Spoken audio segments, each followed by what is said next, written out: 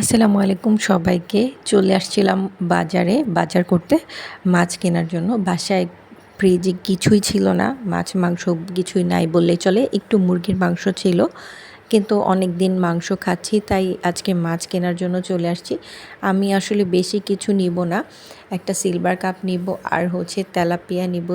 কারণ কিছুদিন আগে পাঙ্গাস মাছ তারপর অন্যান্য মাছ খেয়েছি। আর রুই মাছটা বাসার কেউই খেতে চায় না।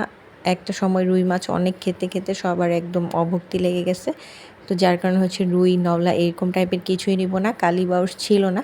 না হলে কালীবাউস এরকম কিছু একটা নিতাম। এই যে বড় বড় অনেক রুই ছিল তাজা, নওলা ছিল, এগুলো আসলে বাসায় কেউই খেতে চায় না। তাই আমি নিইনি। ভাবলাম যে সব রকমের মাছ খাওয়া ভালো। আর কই, পাবদা এগুলাও ছিল, সেগুলা নিলে আর কি দেরি হয়ে যাবে। কারণ বাজার করে বাচ্চাকে স্কুল থেকে নিয়ে বাসায় যাব। আর ওই কয়টা ৩টা মাছ কাটতেই অনেক সময় চলে গিয়েছিল বাজারে। কারণ বাজারে তেমন একটা ভিড় না থাকলে কী হবে, মানে মাছ কেটে নিয়ে আসতে হয় আমার, আমি মাছ কাটতে পারি না। আর বাজারে আবার সবাই কেটে নেয়, তো যার কারণে সিরিয়ালটা অনেক বেশি ছিল।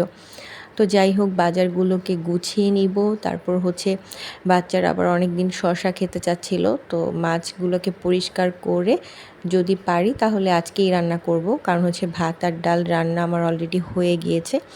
সাথে নিয়েছিলাম টমেটো, শসা আর বাচ্চাদের একটু চিপস। আর আমার এই জিনিসটা খুব মজা লাগে, চায়ের দোকানে পাওয়া যায়, তো আমি দেখে 2টা নিয়েছিলাম।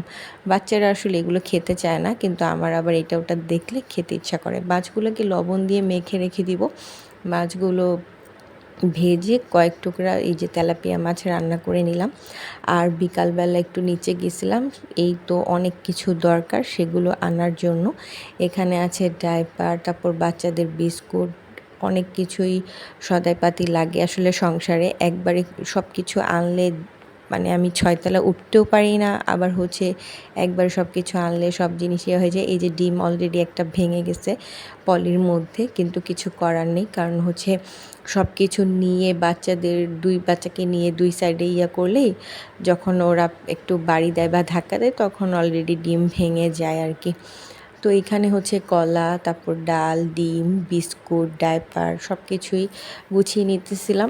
আর যেদিন বাজার করি সেদিন রান্না বান্না করতে এত পরিমাণে লেট হয়ে যায় যা বলার মতো না। আবার সন্ধ্যার পরে ছোট বাচ্চা ঘরে থাকে, যার কারণে আমি মাছ আনি না, মাংসটা আনি, কিন্তু রাতে কখনো আমি মাছ মাংস কিনিই না বললে চলে।